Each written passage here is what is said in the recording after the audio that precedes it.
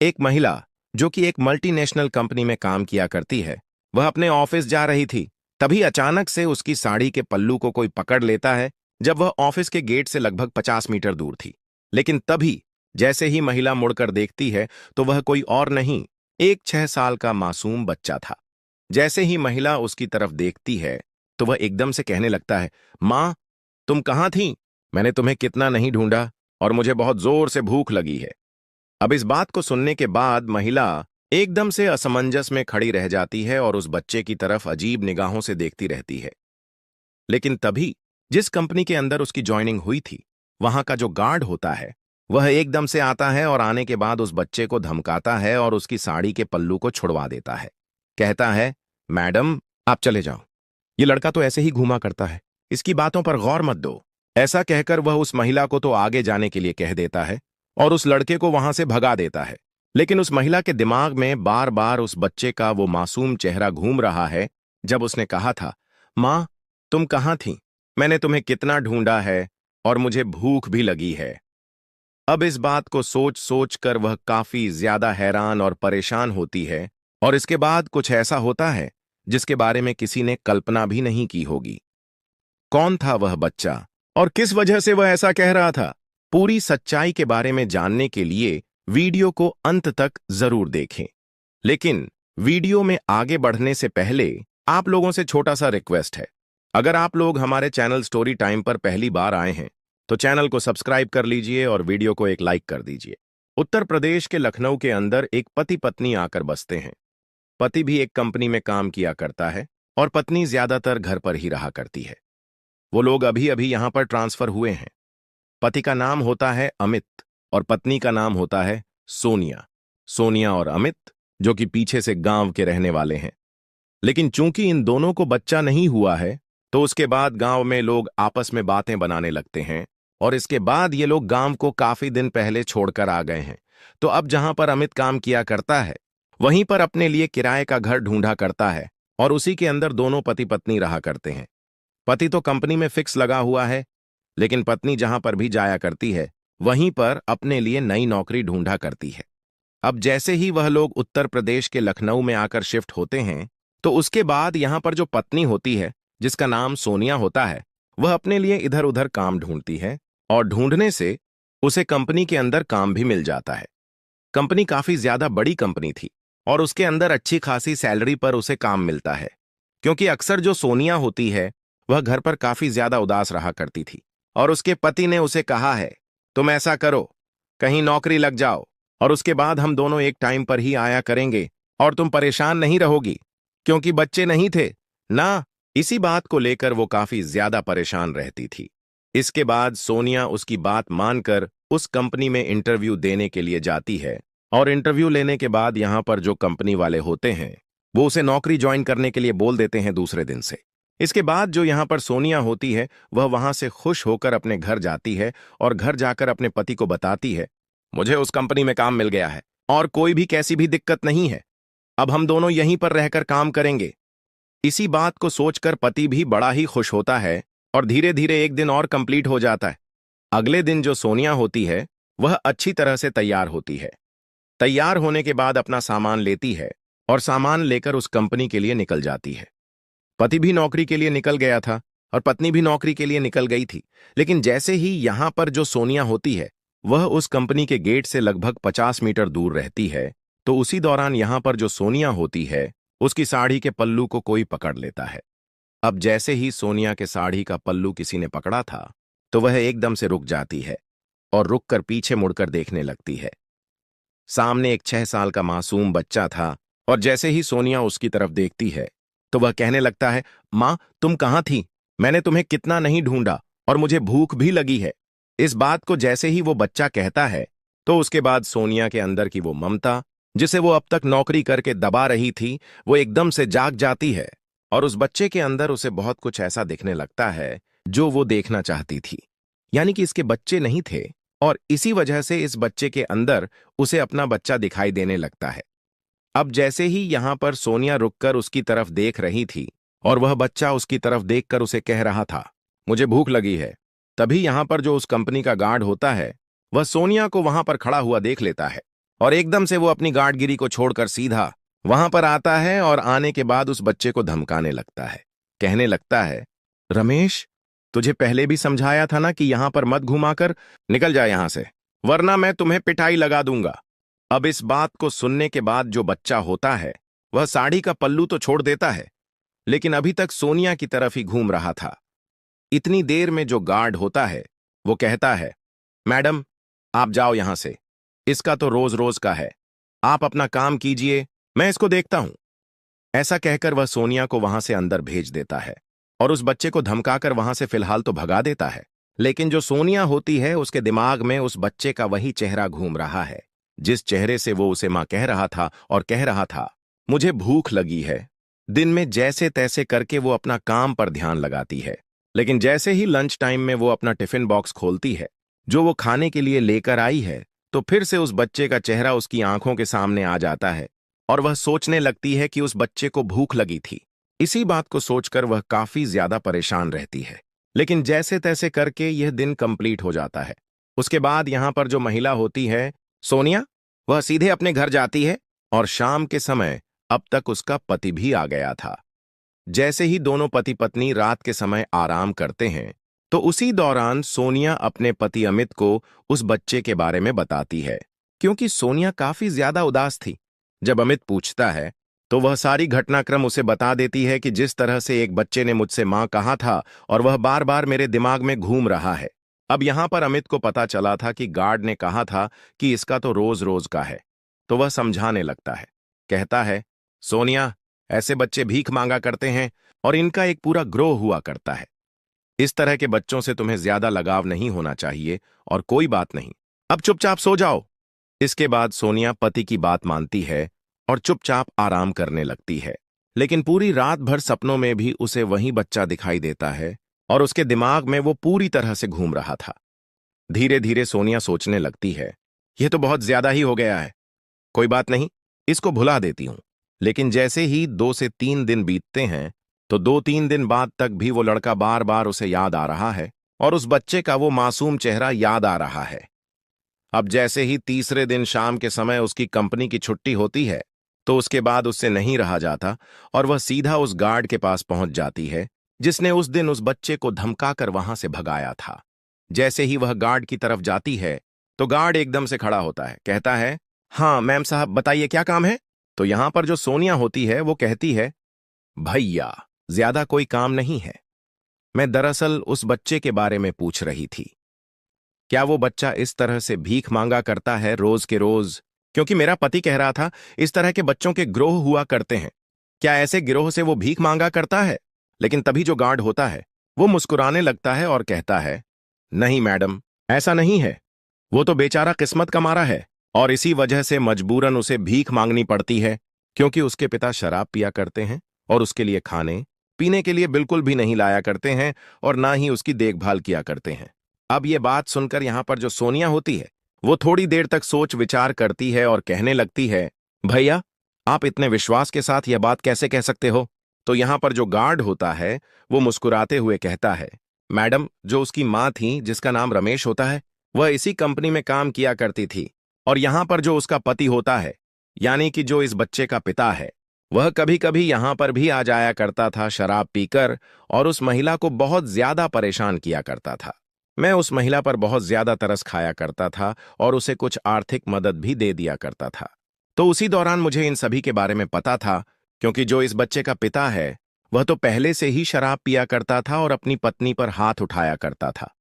यहां पर जो पत्नी होती है उसकी तबीयत खराब हो जाती है, लेकिन जो पैसे वो मजदूरी करके कमाया करती है उन पैसों को पति ले जाया करता था और इसी तरह से धीरे धीरे करके उसकी ऐसी हालत हो जाती है कि वह कुछ ज्यादा ही बीमार हो जाती है। जब वह डॉक्टर साहब को दिखाती है तो डॉक्टर साहब कहते हैं, अब कुछ नहीं हो सकता, अब तो काफी ज्यादा देर हो गई है। उसके बाद यहां पर जो उस बच्चे की मां होती है वह तो इस दुनिया को छोड़कर चली जाती है, लेकिन जो बच्चा होता है जिसका नाम रमेश होता है वह अपने पिता के पास रह गया था और पिता एक नंबर का शराबी है। वो बिल्कुल भी शराब पीने के बाद अपने बच्चे पर ध्यान नहीं दिया करता।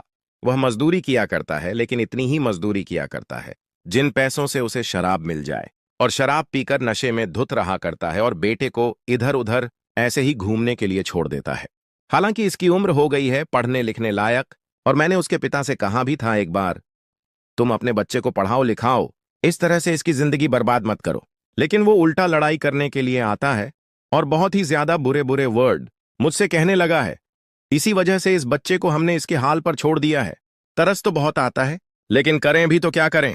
अब इस बात को सुनकर यहां पर जो सोनिया होती है, उसके अंदर की ममता चीख चीख कर गवाही देने लगती है कि तुम इस तरह से इस बच्चे को नहीं छोड़ सकती, और एटलीस्ट तुम जब तक यहां पर हो तो तुम्हें उस बच्चे के खाने पीने का इंतजाम तो करना ही होगा, क्योंकि बेचारा भूखे मारे इधर उधर घूमा करता है। और माँ की मौत जब हो गई है तो उसके बाद हर महिला के अंदर अपनी माँ देखा करता है। इसी वजह से वह कहने लगती है, गार्ड भैया, क्या आपको उसका घर मालूम है? तो यहां पर जो गार्ड होता है वो कहता है, हाँ मैडम, मैं जानता हूं, पास की गरीब बस्ती में वो रहा करता है, और चलो अगर आप कहो तो मैं आपको ले चलता हूं, क्योंकि मेरा घर जाने का रास्ता वहीं से है और मैं आपको उसका घर दिखा दूंगा। इसके बाद यहां पर जो सोनिया होती है वह गार्ड भाई के साथ चलने लगती है, और यहां पर जो गार्ड होता है वह उसे वहीं की पास की गरीब बस्ती में ले जाता है, जिसके अंदर रमेश अपने पिता के साथ रहा करता था, जो पिता बहुत ज्यादा शराब पिया करता था। अब जैसे ही वो लोग वहां पर पहुंचते हैं तो देखते हैं कि जिस घर के अंदर रमेश और उसका पिता रहा करता था, उस घर के अंदर कोई भी नहीं था और उस घर का बाहर से ताला लगा हुआ था। अब इस बात को देखने के बाद गार्ड अड़ोसी पड़ोसी से पूछने लगता है, इस घर के अंदर जो रमेश नाम का बच्चा रहा करता था, 6 साल का, वो कहाँ है? वो यहां पर क्यों नहीं है? तो इसके बाद जो अड़ोसी पड़ोसी होते हैं वो बताने लगते हैं, भाई साहब, क्या बताएं, आज से 3 दिन पहले न जाने इसके पिता को क्या हो गया था। शाम के समय यह अपने बच्चे को बुरी तरह से पीटता है, और जब बच्चे को पीटता पीटता बेहोश कर देता है तो उसके बाद एकदम से इसका नशा उतरता है और वह सोचने लगता है कि कहीं मेरे हाथों से मेरा बच्चा इस दुनिया से विदा तो नहीं हो गया। और उसके बाद वह एकदम से घर छोड़कर भाग जाता है। जिस तरह से वह बस्ती से भागा था, लोग समझ गए थे कि यह कुछ ना कुछ गलत करके आया है। और इसके बाद जब इसकी झोपड़ी में जाकर देखते हैं तो वहां पर इसका 6 साल का बच्चा मासूम रमेश बेहोश पड़ा हुआ था। और जैसे ही हम लोगों ने उसे बेहोश देखा तो उसके बाद हम लोगों ने उठाकर उसे पास के सरकारी हॉस्पिटल में भर्ती करा दिया ताकि बच्चे की जिंदगी बच सके। अब इस बात को सुनते ही यहां पर जो गार्ड भैया होता है उसकी आंखों में आंसू आ जाते हैं और वह एकदम से फूट फूट कर रोने लगता है। जब वो लोग उससे पूछते हैं, भाई तुम क्यों रो रहे हो? तो उसके बाद वो कहने लगता है, मैंने उसके पिता से कहा था कि अपने बच्चे को संभालो। जब जन्म दिया है तो उसे संभालने की हिम्मत मत रखो। और मुझे क्या पता था कि यह शराबी इसके साथ ऐसा करेगा। मैंने तो बहुत गलत किया है उसे ऐसा कहकर। और ऐसा कहकर वह फूट फूट कर रोने लगता है। लोग उसे समझाते हैं, भाई इसमें तुम्हारी गलती नहीं है, गलती तो उस पिता की है जो पिता होने के बावजूद भी अपने पिता होने का फर्ज नहीं निभा रहा था। इसके बाद गार्ड अपनी आंखों के आंसू को पोंछता है और सोचने लगता है, अब इसमें मैं ही क्या कर सकता हूं। लेकिन तभी यहां पर जो सोनिया खड़ी हुई थी उसने पूरी कहानी सुनी थी, और इस बात को सुनने के बाद जो सोनिया होती है उस बच्चे को देखने का फैसला करती है और उन लोगों से पूछने लगती है, सरकारी हॉस्पिटल का रास्ता कहां पर है? तो गार्ड कहने लगता है, मैडम मुझे पता है, मैं आपको बता दूंगा, और चलो, मुझे भी उस बच्चे को देखने का मन कर रहा है। इसके बाद जो गार्ड होता है वह सोनिया मैडम को लेकर सीधा सरकारी हॉस्पिटल पहुंच जाता है, और वहां जाने के बाद जैसे ही वह उस बच्चे को देखते हैं तो एकदम से पूरी तरह से हैरान हो जाते हैं, क्योंकि इसकी केयर करने वाला यहां पर कोई भी नहीं है। तो इसी वजह से इस बच्चे की बिल्कुल भी केयर नहीं हो रही है और इस बच्चे की हालत काफी ज्यादा खराब है। यहां पर इसकी ऐसी हालत देखकर सोनिया एकदम से पूरी तरह से भावुक हो जाती है और उस बच्चे के पास जाकर उसके सिर पर हाथ फेरने लगती है। लेकिन जैसे ही सोनिया रमेश के सिर पर हाथ फेरती है तो वह एकदम से कहने लगता है, मां तुम आ गई। और ऐसा कहते ही रमेश की आंखों से आंसू टपकने लगते हैं। जब सोनिया रमेश की आंखों में आंसू देखती है तो वह भी अपनी आंखों के आंसू को नहीं रोक पाती है और इसके बाद वहां से एकदम से भाग जाती है और सीधे अपने घर चली जाती है। इधर जो गार्ड होता है वह भी उस बच्चे को थोड़ी देर तक देखभाल करता है और देखभाल करने के बाद अपने घर पहुंच जाता है। यहां पर सोनिया जैसे ही अपने घर जाती है तो आज वह थोड़ी लेट हो गई थी। पति पहले ही नौकरी से आ चुका था और जैसे ही पत्नी लेट आती है और उसके चेहरे पर अजीब सी खामोशी थी तो वह पूछने लगता है, क्या हुआ सोनिया? क्या परेशानी है? क्या कोई? तो यहां पर जो सोनिया होती है वो एकदम से सुबक सुबक कर रोने लगती है। तो पति एकदम से उसे संभालता है और कहता है, बताओ तो सही, क्या बात हो गई? पहले तो तुम ऐसा करो, आराम से बैठो और मैं तुम्हारे लिए पानी लेकर आता हूं। इसके बाद वह सोनिया को बिठाता है और बैठाने के बाद खुद अपने हाथ से पानी लाकर उसे दे देता है। कहता है, इस पानी को पियो और तसल्ली में मुझे बताओ कि आखिर बात क्या है। तो उसके बाद सोनिया थोड़ी देर में शांत हो जाती है और शांत होने के बाद अपने पति अमित को पूरी बात बताने लगती है।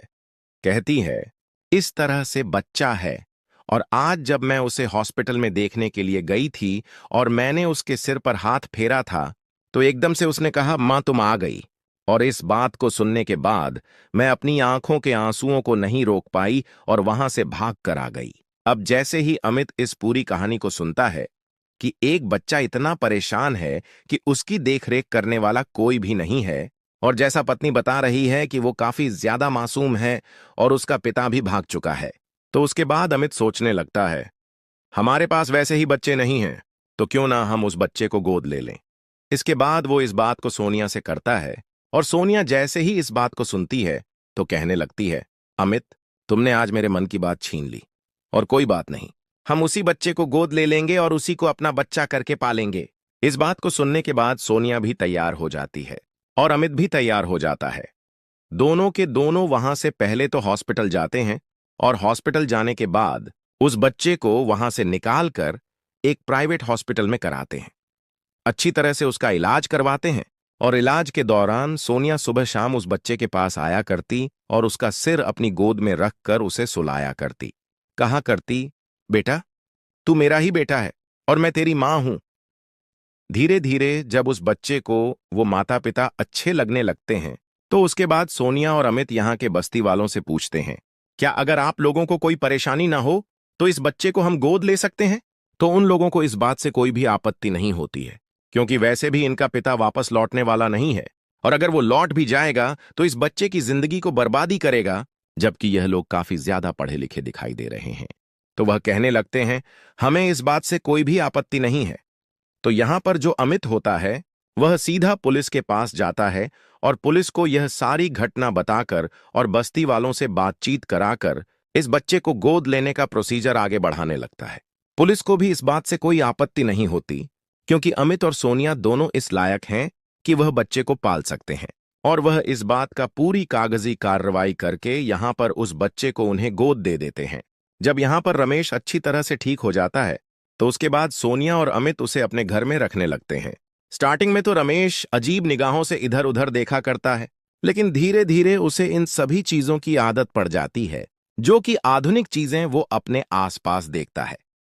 सोनिया और अमित उसका एक अच्छे से स्कूल में एडमिशन कराते हैं, और जब यहां पर इनके पास बच्चा होता है और बच्चा भी धीरे धीरे बड़ा होने लगता है, अच्छी तरह से रहने लगता है, तो उसके बाद ये अपने गांव में जाते हैं।